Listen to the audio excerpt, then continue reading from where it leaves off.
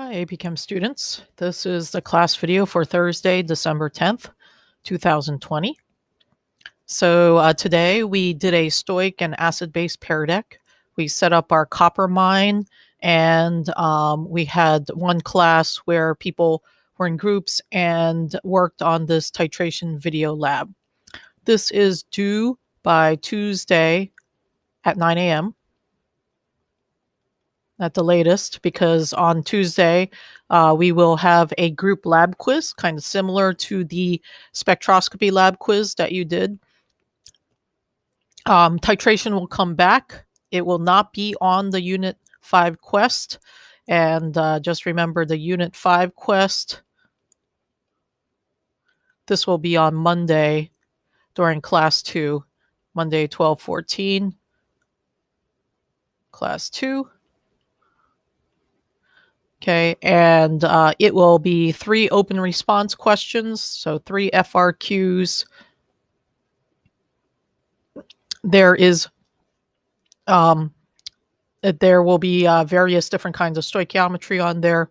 And so homework tonight was to complete the stoic worksheet. There are 5 FRQ problems on there of different lengths. And be ready to present parts of these questions to the class. I'll have you guys share your screen, or I will share your work so that you can explain this to class, and I will ask you related questions on these problems. You should also, we set up the copper mine in class today, so make sure you take a picture. The observations, I'll talk about that. We can start writing observations tomorrow, and I will show you where you're going to put your observations.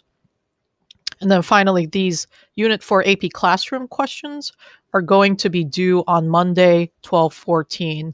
This will be kind of the multiple choice part of your Unit 4 grade. Sorry, this is supposed to be Unit 4 quest.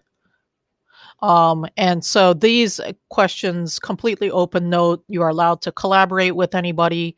Okay, I want you guys to discuss them with each other, look at your notes, figure them out, and those are due on Monday, 12/14.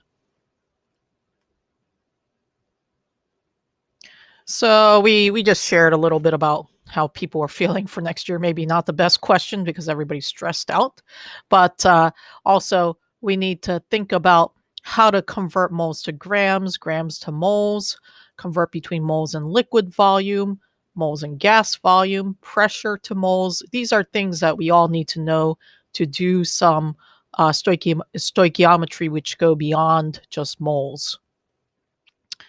So we started off by filling in this BCA table, but the first thing before we even fill in the table is to balance the chemical reaction. So here we have S8, let me put a plus there, S8, and plus O2 goes to SO3. SO3 is a gas. And we want to balance the sulfur. There's 8 here, so I'm going to put an 8 in front of this SO3, and then 8 times 3 is 24, so we need a 12 here to balance the oxygen, and we're all set. Next, before we can go anywhere with this, we need the limiting reactant. So, to find the limiting reactant, there are many different ways. Well, I shouldn't say many. There are 3 main ways to find the limiting reactant. This is the way that I'll show you, and this is one way. So what I can do is I can take, let me show you 2 different ways. So I can take my 0.45 moles of S8, and I can figure out how much O2 will react with 0.45 moles of S8. So I'll say 12 moles of O2. Notice I'm using these coefficients as the ratios that allow me to convert between moles to moles of one thing to another. So 12 moles O2 over 1 mole S8. That cancels out. So when I multiply my 0.45 times 12, I get 5.4 moles of O2. And if I look up here, I only have 4.95 moles of O2. So I know that O2 is my limiting reactant. okay, right? I need 5.4 moles to react all of the 0.45 moles of S8, but I don't have that much. Okay, so that is method one of finding the limiting reactant. The other method is to take both our mole amounts, okay, and divide by the coefficients. Okay, so method two. Okay, if we divide by the coefficients here, okay, I can take 0.45 moles of S8, divide by 1. I'll get 0.45. And if I take 4.95,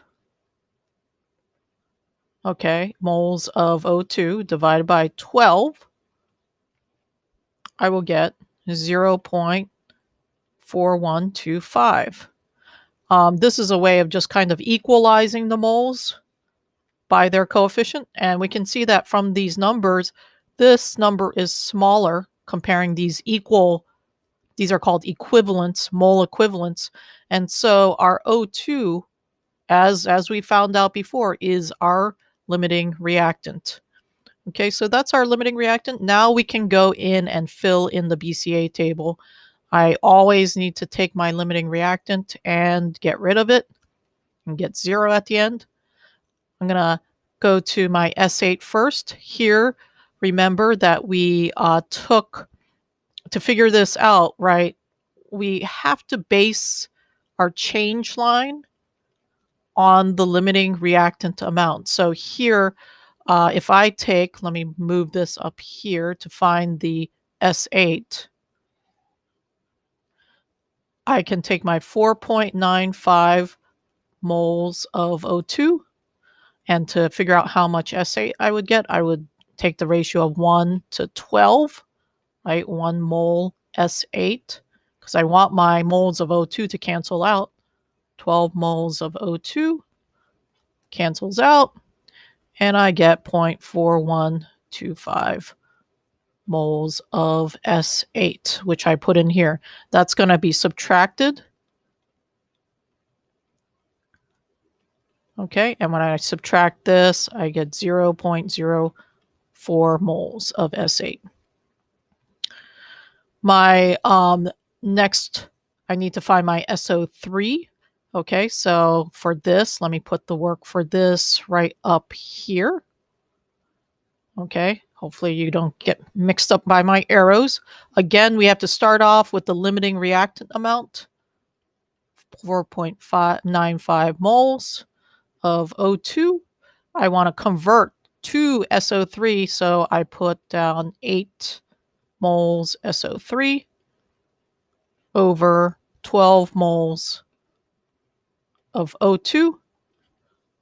That cancels out, and when I do that, I get plus 3.30 moles of SO3, and that would give me 3.30 moles of SO3.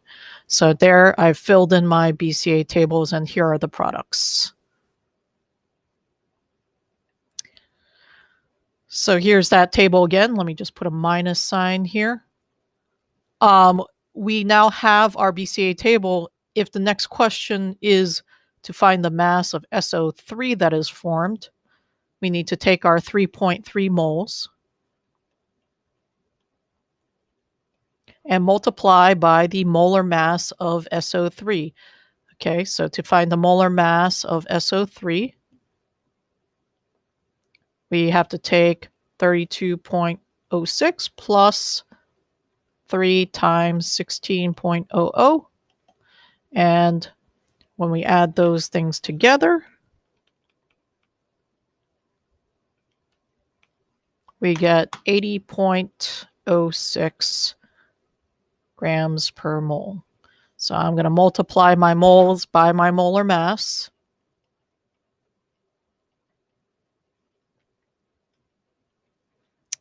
Okay, and when I do this, I get 264 grams. Technically, I suppose we should have 2 sig figs, but I think this is fine. So that's our grams of SO3 that are formed.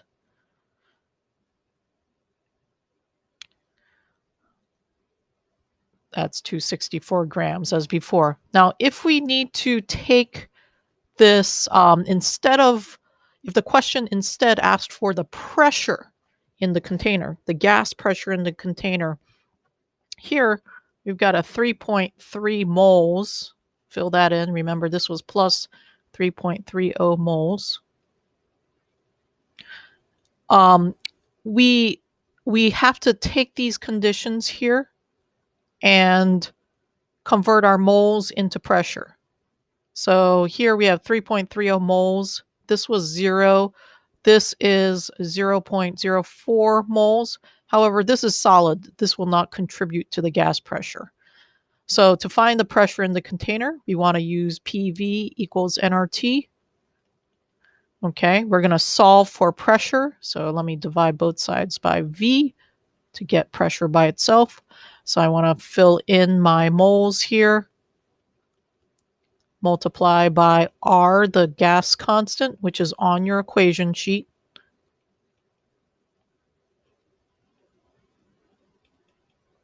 Times your Kelvin temperature, 298, and divided by 4.0 liters.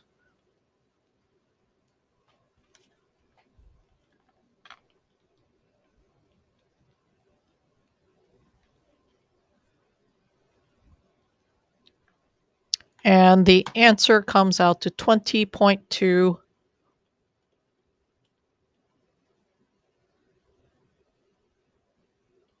units would be ATM. We can check that by canceling our units here.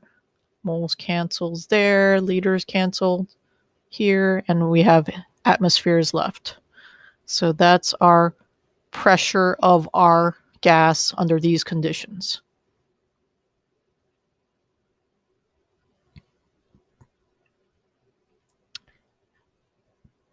Now this next problem is another gas stoichiometry example.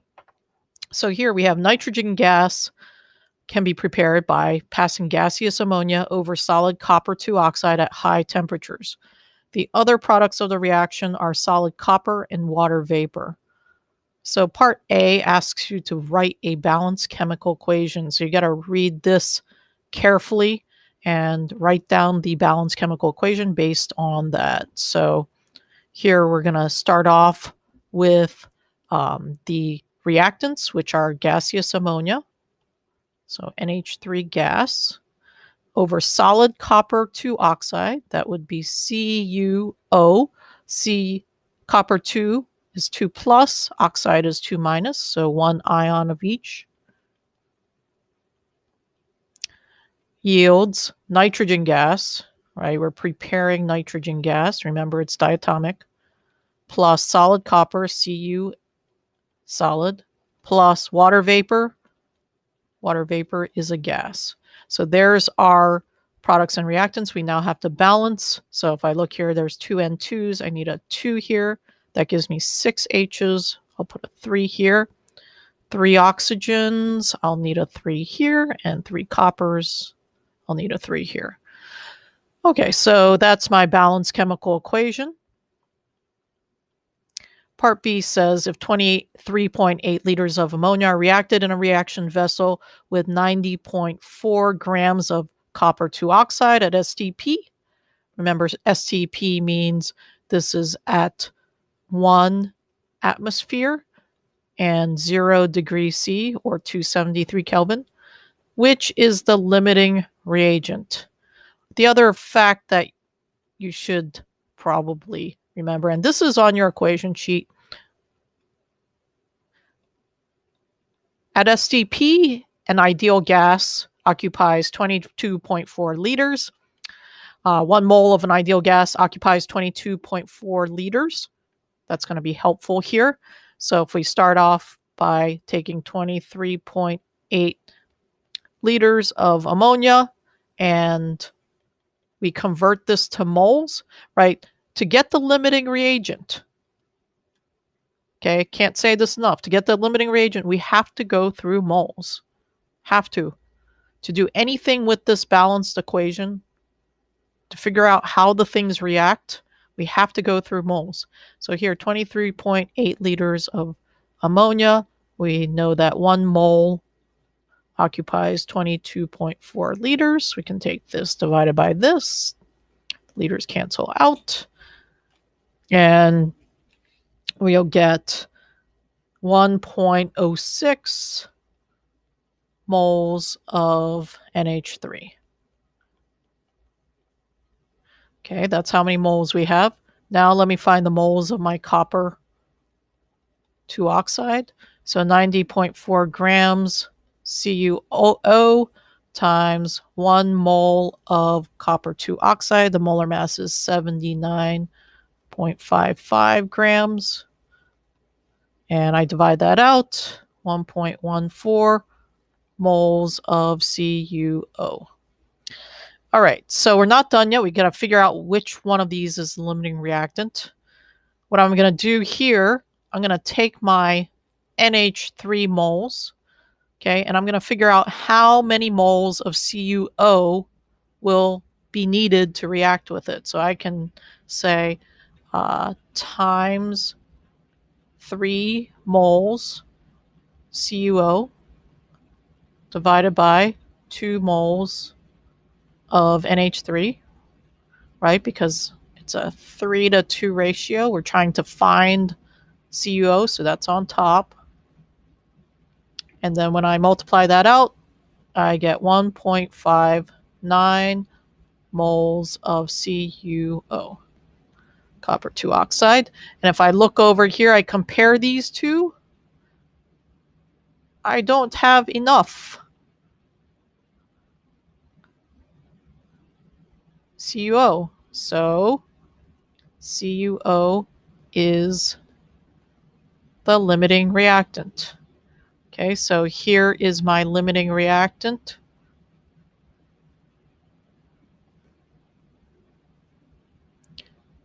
Okay, now another way to figure this out, method number 2 for finding the limiting reactant.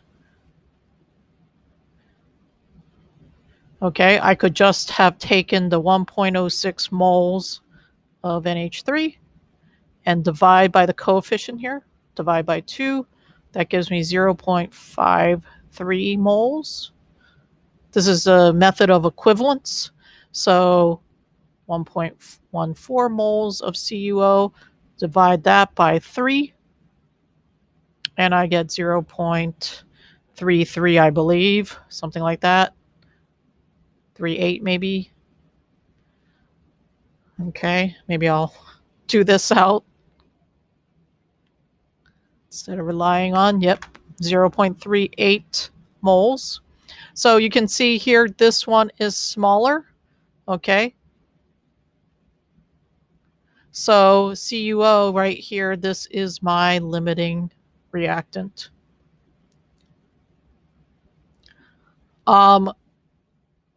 So those are 2 methods. There is a third method where you can find the moles of N2 that will be formed, and then whichever one gives you the smaller amount will be the amount formed. Now, going to part C, we know that CuO is our limiting reactant, right?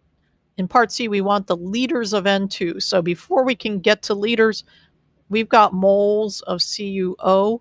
So we want to go to moles of N2. So we want to convert that to moles of N2. And we can do this through the balanced reaction. We can see that 1 mole of N2 for every 3 moles of CuO. And when we take a third of this, right, we get 0.38 moles of N2. However, the question asks for liters. So we're going to multiply this by 22.4 liters for 1 mole at STP. And we can multiply this out and we get 8.49 liters of nitrogen.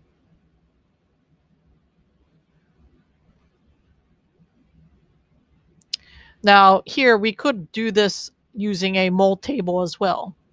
So if we don't want to just go directly here, we could set up the mole table. And the mole table may be a little bit handy for part D. So let me just do that as an extra practice. So we've got 2NH3 plus 3CuO goes to N2 plus 3Cu plus 3H2O. So we can fill in a couple things here before, change after. This NH3, okay, is going to be 1.06 moles. This is 1.14 moles. These are 0 to start with. Start in the beginning, subtract off the limiting reactant. That should be 0. Here, we're going to take, in order to figure this out, we need 2/3 of the limiting reactant. So that's 0.76, and that will leave us 0.3 moles. Here, our coefficient is 1/3 of the CuO, so we plus 0.38.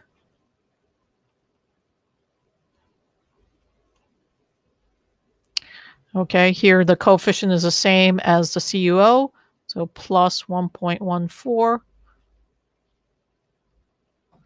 Here the coefficient's the same as the Cu, plus 1.14.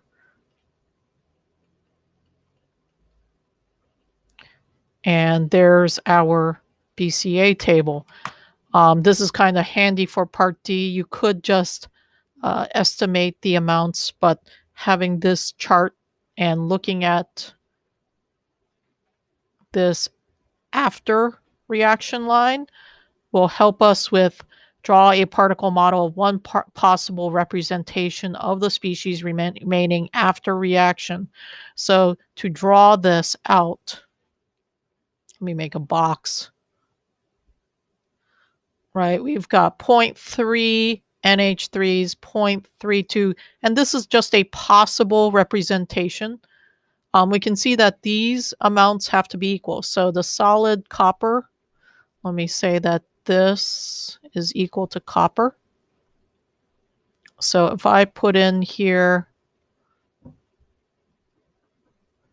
something like 6 particles of copper on the bottom, I need to have 6 H2O molecules. So this can be my H2O.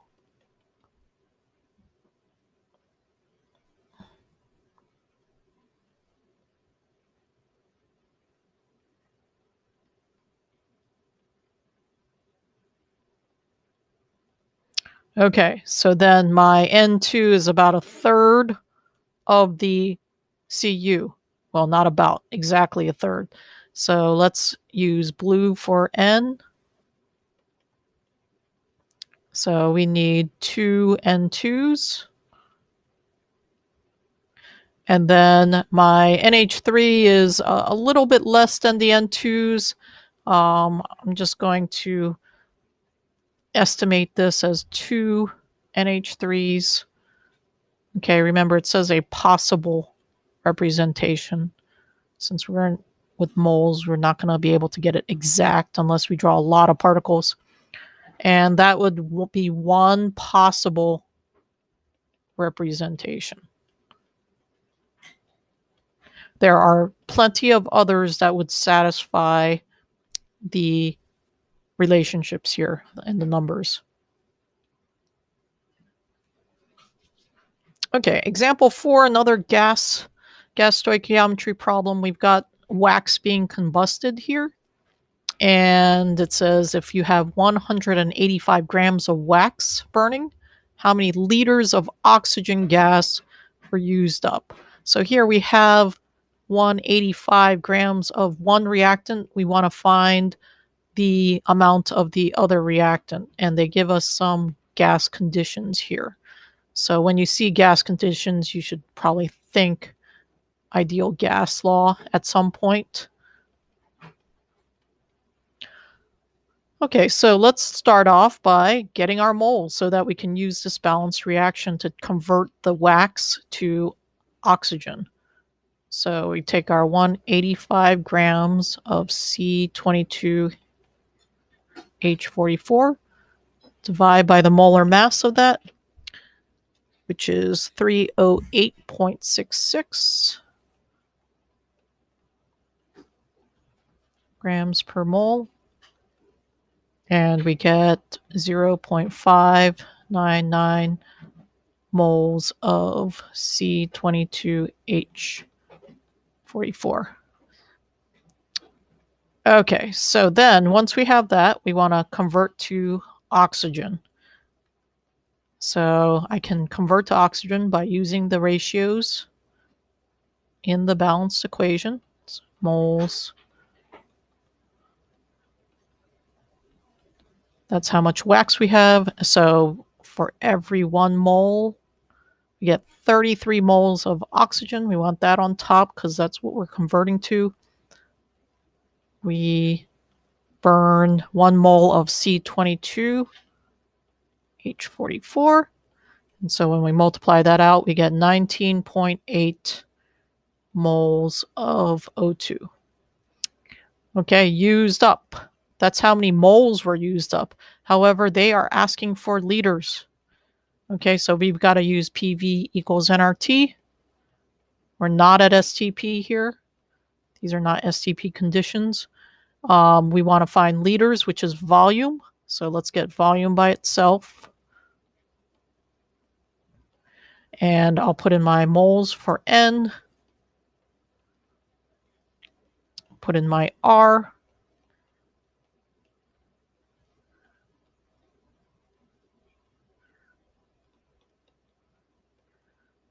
Put in my T for my temperature, 298 Kelvin.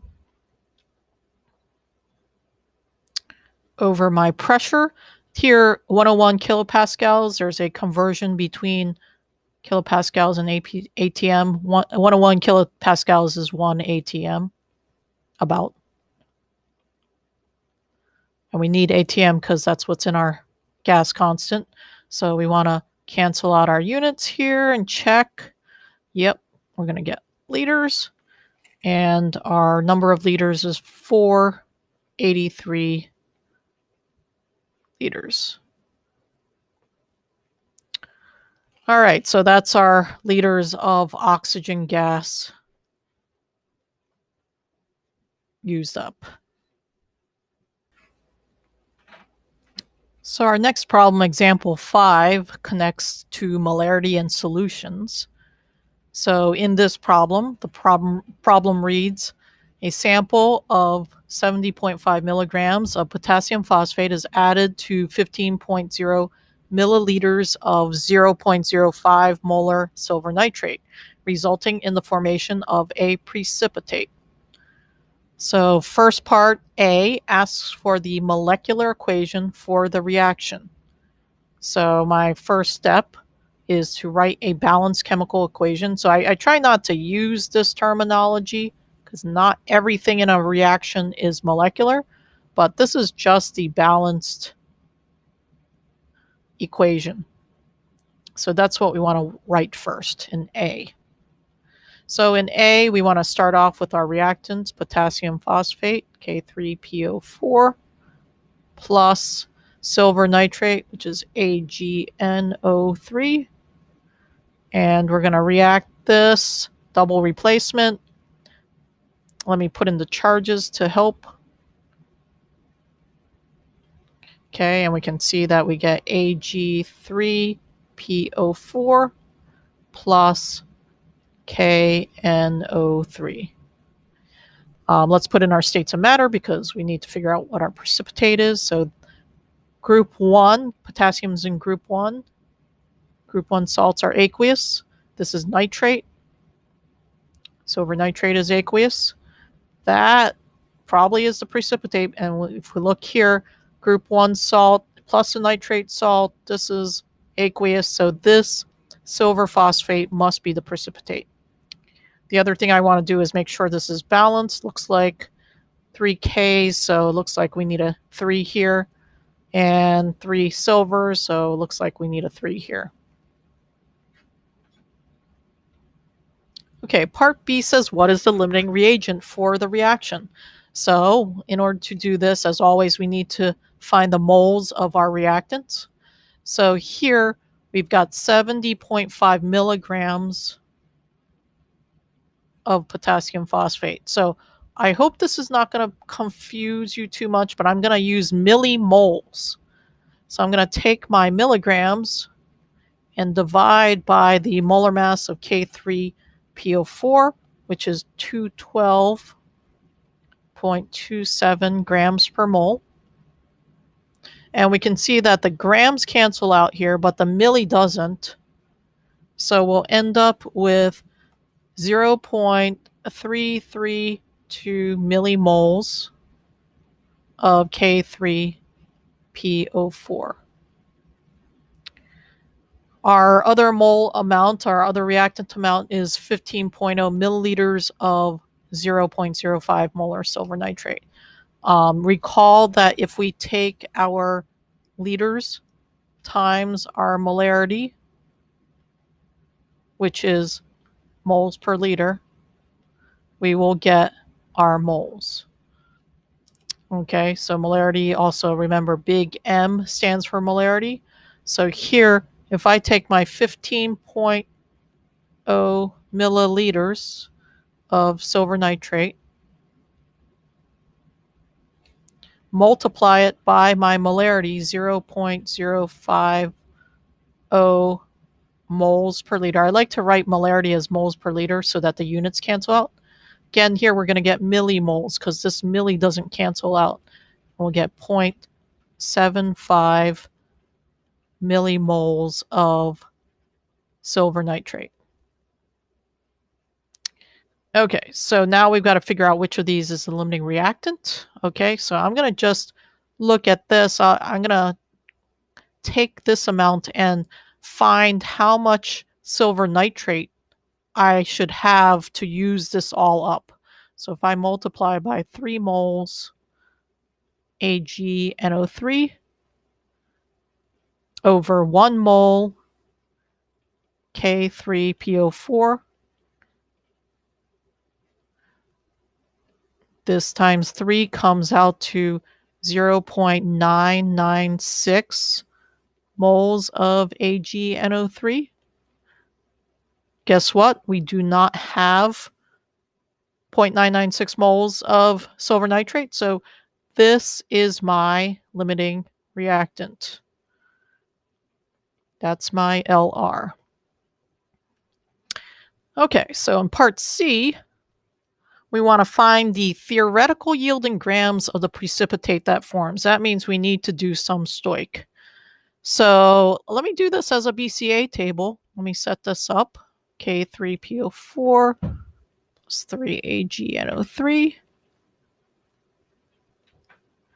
Ag3PO4 plus 3KNO3.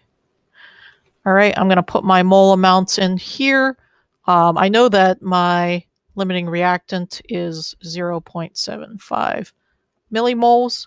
And honestly, we don't care about anything else in our BCA table right now, because what we want to find is the theoretical yield in grams of the precipitate. So what we just need is this and this. So I'm going to just cancel all that out. This is going to go to 0 as always.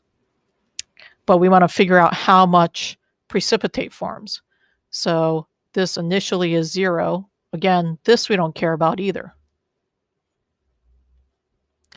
So here, if I look at the ratios, my 0.75 millimoles of AgNO3 to change to Ag3PO4, we need to multiply by 1 mole Ag3PO4 over 3 moles AgNO3. So 0.75 divided by 3, this is plus 0.25. And so plus 0.25 millimoles. So that's how many millimoles of precipitate forms, and it's asking for the theoretical yield in grams. So I need to take my millimoles, and this is Ag3PO4, and multiply by my molar mass of Ag3PO4, which is 418.55 grams per mole. Okay, so we can see that the moles cancel out, but we'll end up with milligrams. And since the question asks for grams, we want to convert now. So we want to get rid of milligrams and get grams. We know that in 1 gram, we have 1,000 milligrams. So we will end up with 0.105 grams of Ag3PO4. So that's my grams of precipitate. This is the theoretical yield, what we would get from stoichiometry. In part D, it says if only 0.075 grams of the precipitate is recovered, what is the percent yield? So this right here is the actual yield, what we actually made in the lab. Okay, so recall that the percent yield is equal to the actual yield over the theoretical yield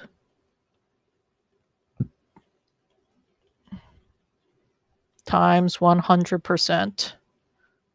So we'll take our 0.075 grams and divide it by our theoretical yield from part C and multiply by 100. And we get a percent yield of 71.4%.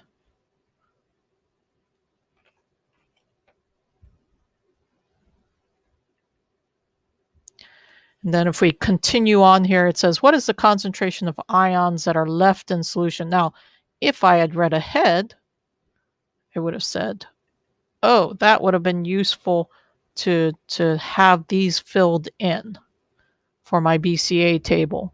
So let's go ahead and fill those in now so that we can deal with part F.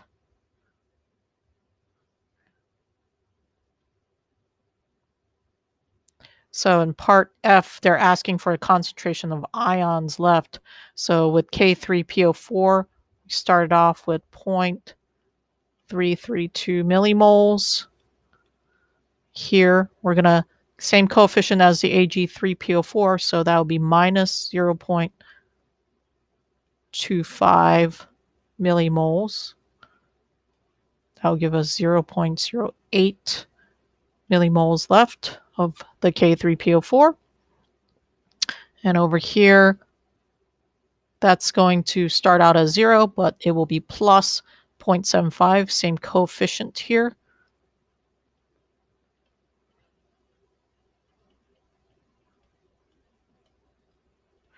Okay, so basically we can see, right, we have this many millimoles of the precipitate. Those are not going to be ions in solution. We have 0.08 millimoles of K3PO4, and we have 0.75 millimoles of KNO3.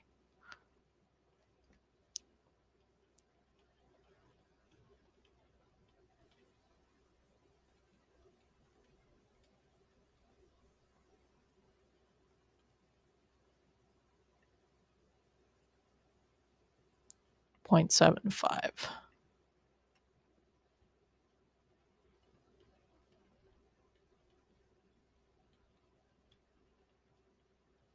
So we want the ions in solution. What are these ions left here? Well, we have K plus. Okay, we have PO4 3 minus. These are our aqueous ions left. Remember, the brackets mean concentration. And we also have NO3 left in solution. So here, if I look at my my potassium ion, right, it's 0.08 millimoles times 3, okay, because there's 3 potassiums for every 1 potassium phosphate plus 0.75 millimoles. This is going to go back to what it was originally, 332 millimoles, because the potassium is a spectator. It did not do anything, but then we need to divide by the amount of solution, which was 15.0 milliliters, and they're saying that the solution volume will not change. Now, when you have millimoles, in order to get molarity, you have to divide by milliliters. Okay, so when we do this, our K plus is 0.0664 molar. Our PO4 minus, if we take a look here, we've got 0.08. Oh, and this should be 0.08 right there. 0.08 millimoles of phosphate. And it's nowhere else, so divide that by 15.0 milliliters. Millis cancel out, and we get 0.00547 molar for the phosphate.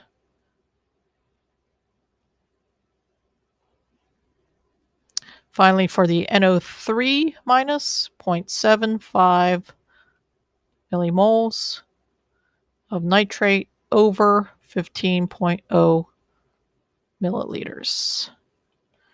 And this will come out to 0.050 molar.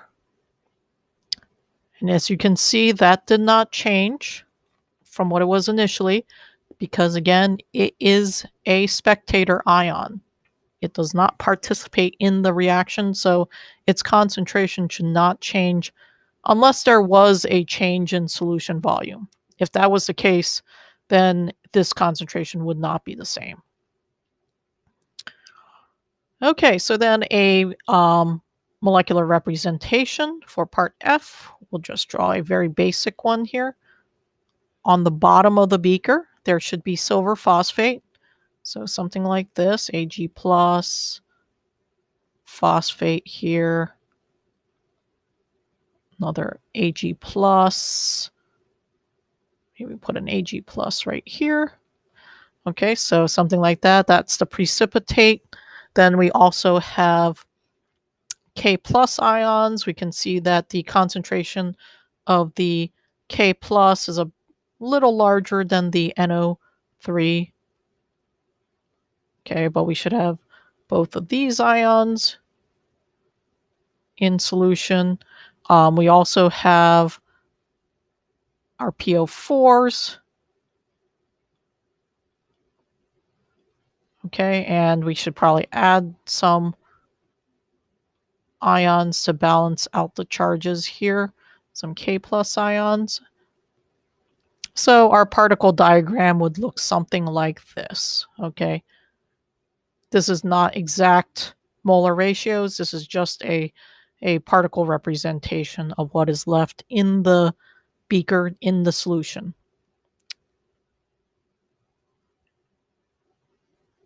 Okay, so this next problem is an old FRQ. Here we've got a sample of solid lead nitrate added to 125 milliliters of 0.1 molar sodium iodide solution. Assume no change in volume of the solution. So very similar to the previous question right here. We have this balanced reaction, and number 1 says, list an appropriate observation that provides evidence of a chemical reaction between the two components. So let me go to the next page where this is a little more spread out. So an observation would be solid forms, right? Here we have a precipitate. So we could say a precipitate forms. Okay, so that would be a evidence of a chemical reaction based on what they've told us here. All right, so part 2 asks for the moles of each reactant. So let's find the moles of the PbNO3 first. So that would start off with 0.150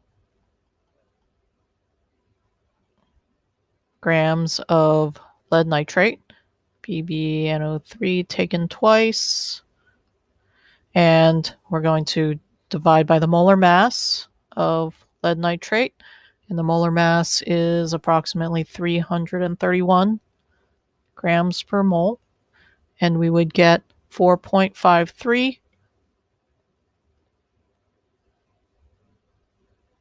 times 10 to the minus 4 moles of PbNO3 taken twice. The other reactant is our sodium iodide. So we have 125 milliliters. Okay, let's change that to liters by moving our decimal point 3 to the left. And to find the moles, we're going to take the liters times our molarity times 0.100 moles per liter. That cancels out, and we've got 0.0125 moles of the NaI. Okay, so here are our moles of each reactant. Next part asks us to find the limiting reactant. Okay, so I can take, let's use the method where we find equivalents. So I can take my moles of lead nitrate, 4.53 times 10 to the minus 4 moles of lead nitrate.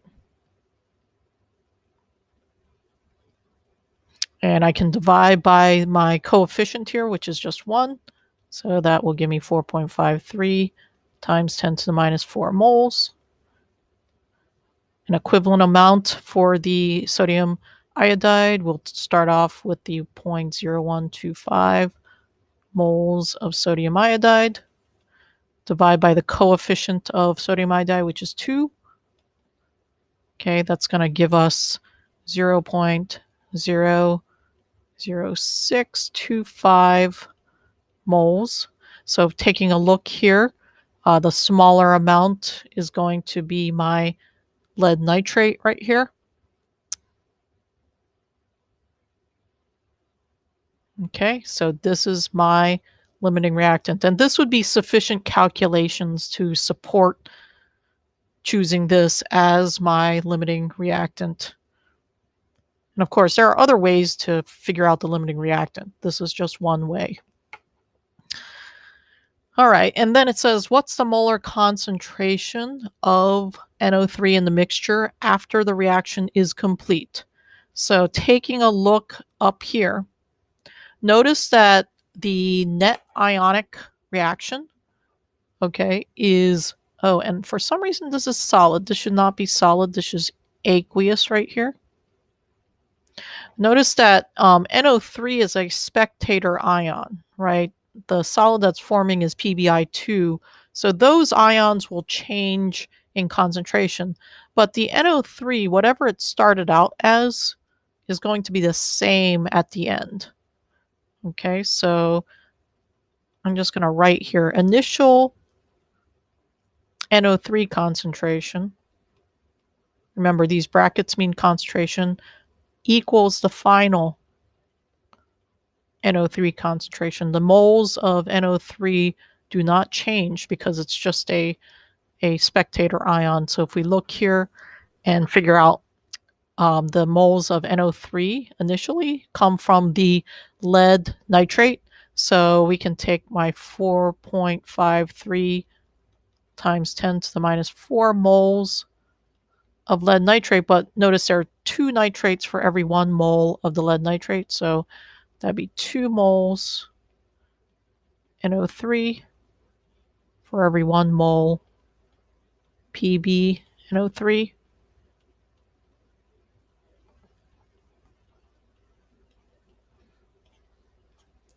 And that will give us 9.06 times 10 to the minus 4 moles of NO3 minus. Oh, I'm missing a negative sign here. And then to get the concentration, we need to divide this by the liters of solution, which is 0.125 liters. So once we divide this, we get moles per liter, which is molarity. Our molarity is 7.25 times 10 to the minus 3 molar for NO3 minus.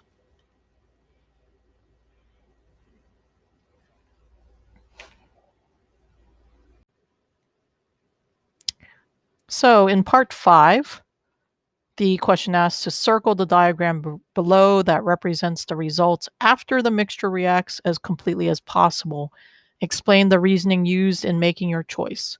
So here's the balanced reaction again. Actually, this lead nitrate is put in as a solid. And what we want to do is match up a picture that represents what happens in the reaction.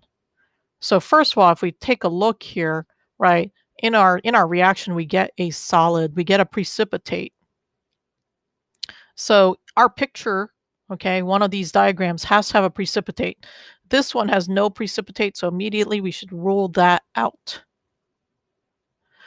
Then if you go back and look at the previous parts, this is your limiting reactant, and your NaI is in excess.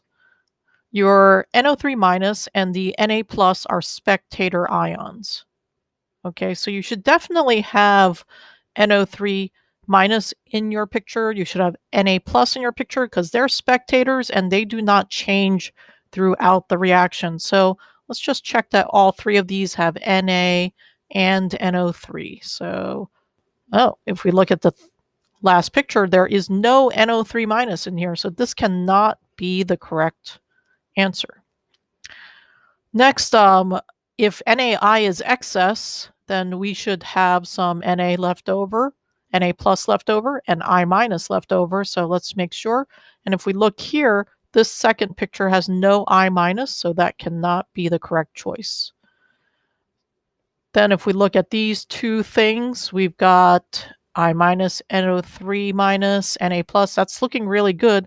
Over here in this picture, we've got NO3 minus, Na plus. There is no I minus in here.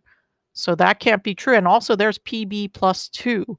All of the Pb, since it's a limiting reactant and it's forming the precipitate, there should be no Pb left. So this cannot be the correct answer. So the correct choice here is this one, based on what should be left over after the reaction goes as far as completely as possible.